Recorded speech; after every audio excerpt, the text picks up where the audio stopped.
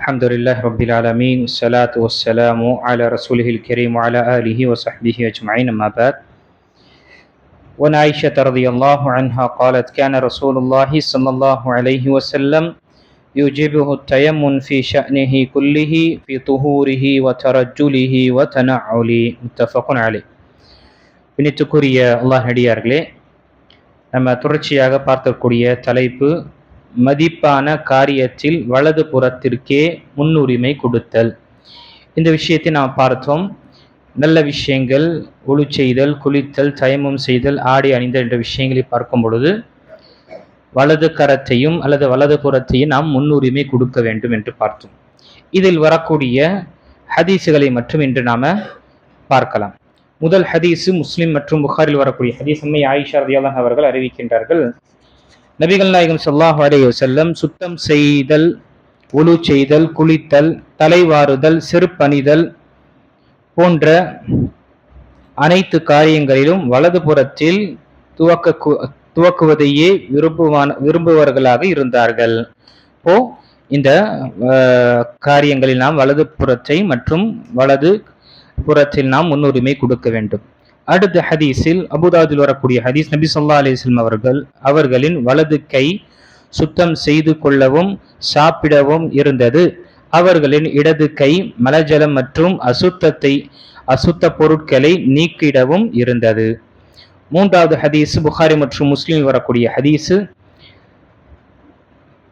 இறந்துவிட்ட தனது மகள் ஜைனப் ரலியல்லாஹு அன்ஹா அவர்களை குளிப்பாட்டி கொண்டிருந்த பெண்களிடம் நபிகள் நாயகம் ஸல்லல்லாஹு அலைஹி வஸல்லம் ஜைனபின் வலது பாகங்களை கொண்டும் வுலு செய்யும் இடங்களை கொண்டும் ஆரம்பியுங்கள் என்று கூறினார்கள். இங்கு நபி ஸல்லல்லாஹு அலைஹி வஸல்லம் உடைய மகள் ஜைனப் ரலியல்லாஹு அன்ஹா அவர்கள் வஃபாத்தான பிறகு நபி ஸல்லல்லாஹு அலைஹி வஸல்லம் இந்த குளிப்பாட்டக்கூடிய பெண்களிடம் இங்கு நபி ஸல்லல்லாஹு அலைஹி வஸல்லம் வெளியே இருந்து அங்கு அவர்களுக்கு கட்டளையிட்டார்கள், குளிப்பாட்டும் பொழுது நீங்க என்ன செய்யுங்க, வலது புறத்தில் நீங்க ஆரம்பிங்க, அதிலும் மிக முக்கியமானது ஒதுவுடைய உறுப்புகளில் நீங்க ஆரம்பிங்க என்று நபி ஸல்லல்லாஹு அலைஹி வஸல்லம் கற்றுத்தந்தார்கள். அப்போ ஜனாசா குளிக்கக்கூடிய விஷயத்திலும் சரி, அதே போல நம்முடைய குளிப்பு விஷயத்திலும் சரி, நாம் வலது புறத்திலும் முதலில் ஒது செய்யக்கூடிய உறுப்புகளை சுத்தப்படுத்திக் கொள்வதும் கழுவிக்கொள்வதும் என்ன விருப்பத்தக்கதாக இருக்கின்றது.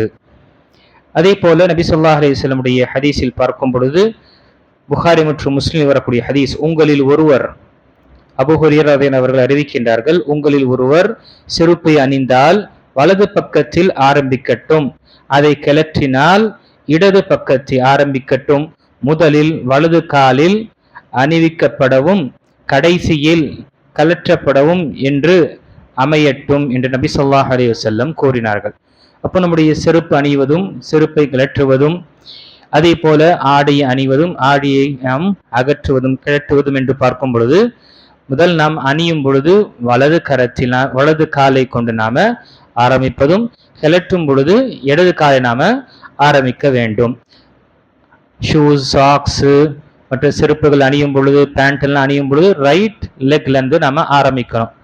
கலட்டும் பொழுது லெஃப்ட் லெக்ல இருந்து நாம என்ன செய்யணும், ஆரம்பிக்க வேண்டும். நபி ஸல்லல்லாஹு அலைஹி வஸல்லம் இதை தான் விரும்பக்கூடியவர்களாக இருந்தார்கள். அடுத்த ஹதீஸ் புகாரி, அபூதாவுத் மற்றும் திர்மிதியில் வரக்கூடிய ஹதீஸில் நபி ஸல்லல்லாஹு அலைஹி வஸல்லம் தனது வலது கையை உண்ணவும் பருகவும் என்று வைத்திருந்தார்கள். இது அல்லாத காரியங்களுக்கு தன் இடது கையை பயன்படுத்துவார்களாக இருந்தார்கள்.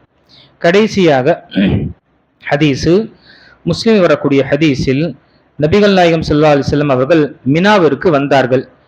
அங்கே உள்ள ஜம்ரா என்ற இடத்தில் வந்து கல்லெறிந்தார்கள். பின்பு மினாவில் உள்ள தன் இடத்திற்கு வந்தார்கள், குர்பானி கொடுத்தார்கள். பின்னர் முடி சிறைப்பவரை அழைத்து முடியை எடுப்பீராக என்று கூறி தனது வலது புறத்தையும் பின்பு இடது புறத்தையும் சுட்டி காட்டினார்கள். பின் மக்களுக்கு அம்முடிகளை கொடுத்தார்கள். இந்த ஹதீஸ் புகாரி மற்றும் முஸ்லிம் வரக்கூடிய ஹதீஸ். நபிகள் நாயகம் ஸல்லல்லாஹு அலைஹி வஸல்லம் ஹஜ்ஜுடைய பயணத்தை பற்றி இங்கு சொல்லும் பொழுது நபி ஸல்லல்லாஹு அலைஹி வஸல்லம் செய்த காரியங்கள், அங்கு யௌமுன் நஹர் என்று சொல்லக்கூடிய 10ஆம் தில்ஹிஜ்ஜாவில் செய்யக்கூடிய அமல்களை நபி ஸல்லல்லாஹு அலைஹி வஸல்லம் செய்தார்கள்.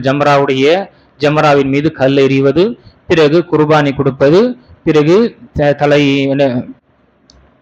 நிறைப்பதோ அல்லது கத்திரிப்பதோ என்ற காரியங்கள். நபி ஸல்லல்லாஹு அலைஹி வஸல்லம் இதை செய்துவிட்டு ஆரம்பிக்கும் பொழுது வலது புறத்தில் ஆரம்பிக்குமாறு சொன்னார்கள். பிறகு இடது புறத்தில் ஆரம்பிக்குமாறு கூறிவிட்டு அந்த முடியை மக்களுக்கு பங்கிட்டு கொடுத்தார்கள். அபூ தல்ஹா அடுத்த ஹதீஸ்ல அபூ தல்ஹா அன்சாரி ரலியல்லாஹு அவர்களை அழைத்து இதை மக்களிடம் என்ன செய்யுங்க, மக்களிடம் பங்கிட்டு செய்வீராக என்று கூறினார்கள். இப்போ நபிகள் நாயகம் ஸல்லல்லாஹு அலைஹி வஸல்லம் முடி, அவருடைய உமிழ்நீர், இது அனைத்தும் என்ன ஒரு பரக்கத்துடைய ஒரு விஷயமாக இருந்தது நபி ஸல்லல்லாஹு அலைஹி வஸல்லம் ஹயாத் இருக்கும் வரை. நபி ஸல்லல்லாஹு அலைஹி வஸல்லம் எதுவரை ஹயாத்தாக இருந்தார்களோ, அவர் உயிரோடு இருந்தார்களோ அதுவரை சஹாபாக்கள் அதை கொண்டு என்ன செய்வார்கள், தன்னுடைய அந்த முடியை நறுமணத்தில் அவர்கள் வைத்து அதிகமான அந்த நறுமணத்தை பரக்கத்திற்காகவும், அதே போல நபி ஸல்லல்லாஹு அலைஹி வஸல்லம் உது செய்த தண்ணீரை தன்னுடைய உடலில் என்ன செய்வார்கள், தடவி கொள்வார்கள். இது என்ன முழுக்க முழுக்க நபிகள் நாயகம் ஸல்லல்லாஹு அலைஹி வஸல்லமுக்கு மட்டுமே பிரத்யேகமான ஒரு விஷயமாக இருந்தது. அதுவும் அவருடைய ஹயாத், அவங்களுடைய வாழ்வில் இருந்தது. நபி ஸல்லல்லாஹு அலைஹி வஸல்லம் மௌத்துக்கு பிறகு, மரணத்திற்கு பிறகு இந்த விஷயம் எங்குமே நடந்தது என்ற கிடையாது. அதற்கு பிறகு நபி ஸல்லல்லாஹு அலைஹி வஸல்லம் அல்லது நபிமார்களுக்கு பிறகு சிறந்தவர்கள் பார்க்கும் பொழுது அபூபக்கர் ரலியல்லாஹு அன்ஹு இருந்தார்கள். மனிதர்களிலே சிறந்த அபூபக்கராக இருக்கட்டும், உமராக இருக்கட்டும், மற்ற சஹாபாக்களுடைய விஷயத்தில் யாருமே இந்த மாதிரி பரக்கத்திடக்கூடிய விஷயத்துல செய்யல. அபூபக்கரிடம் சென்று அவருடைய முடியை கேட்டதோ அல்லது ஒரு பரக்கத்திற்காக எதுவுமே சஹாபாக்கள் விஷயத்தை செய்யல. இது முழுக்க முழுக்க நபிகள் நாயகம் ஸல்லல்லாஹு அலைஹி வஸல்லமுக்கு தான் பிரத்யேகமாக இருந்தது. பிறகு நபி ஸல்லல்லாஹு அலைஹி வஸல்லம் மௌத்துக்கு பிறகு அவர்கள் விட்டு சென்ற அடையாளங்கள், அவர்கள் பயன்படுத்திய அனைத்து பொருட்களும் என்ன, அது உடைந்து விட்டது, மக்கி விட்டது. அது மக்களுக்கு எதுவரை என்றால் மக்களிடம் அதை சென்று முழுமையாக அது யாரிடம் இப்பொழுது இல்லை. எதுவரை என்றால் மோதிரம், நபி ஸல்லல்லாஹு அலைஹி வஸல்லம் பயன்படுத்திய மோதிரமும் என்ன அபூபக்கர் ரலியல்லாஹு ஆட்சி காலத்தில் அவர்கள் பயன்படுத்தினார்கள். பிறகு உமர் ரலியல்லாஹு ஆட்சி காலத்தில் அதை பயன்படுத்தப்பட்டது. உஸ்மான் இப்னு அஃபான் ரலியல்லாஹு காலத்தில் அவருடைய கையிலிருந்து விரலிருந்து தவறி ஒரு கிணற்றில் விழுந்தது. அந்த கிணற்றை முழுமையாக தூர்வாரிய பிறகும் அந்த மோதிரம் கிடைக்கவில்லை. இப்போ இங்கு நபி ஸல்லல்லாஹு அலைஹி வஸல்லம் மௌத்துக்கு பிறகு எதுவுமே அடையாளங்கள் அங்கு மிஞ்சம் இல்லை. ஆனா நாம் பார்க்கின்றோம் சில இடத்துல நபி ஸல்லல்லாஹு அலைஹி வஸல்லம் முடியை வைத்தோ அல்லது அவரை உடுத்திய ஆடை ஜுப்பாவை வைத்தோ அல்லது தலப்பாவை வைத்தோ அவருடைய அசாவை வைத்து என்ன செய்கின்றார்கள், வியாபாரம் பார்க்கக்கூடியவர்களாக இருக்கின்றார்கள். மதீனாவாசிகளுக்கே இந்த விஷயங்கள் கிடைக்காத போது, அங்கேயே இந்த விஷயங்கள் இல்லாத போது நம்முடைய திருசூலமலையில எல்லா விஷயத்தை கொண்டு வைத்தோம். இதற்கு வியாபாரத்தை பார்க்கக்கூடிய விஷயம் என்பது மக்களை ஏமாற்றுவதும், இதை கொண்டு மக்களை தவறான ஒரு பாதை கொண்டு செல்லக்கூடியதாக இருக்கின்றது. நபி ஸல்லல்லாஹு அலைஹி வஸல்லம் மட்டுமே பிரத்யேகமாக இருந்தது. அவருடைய வஃபாத்திற்கு பிறகு அது யாரிடமும் அதிகமான நாட்களில் மிஞ்சவில்லை.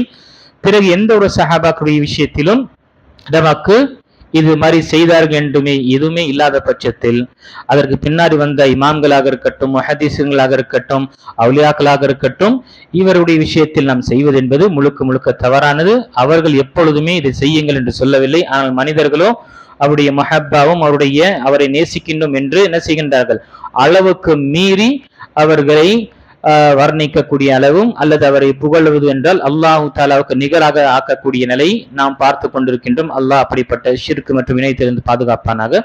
ஆக இங்கு இந்த ஹதீஸில் அல்லது இந்த ஹதீஸுகளில் நாம் பார்த்த விஷயம், நபிகள் நாயகம் ஸல்லல்லாஹு அலைஹி வஸல்லம் நல்ல காரியங்கள், கண்ணியமான காரியங்களுக்கு வலது புறத்தையும் வலது கரத்தையும் பயன்படுத்துவார்கள்.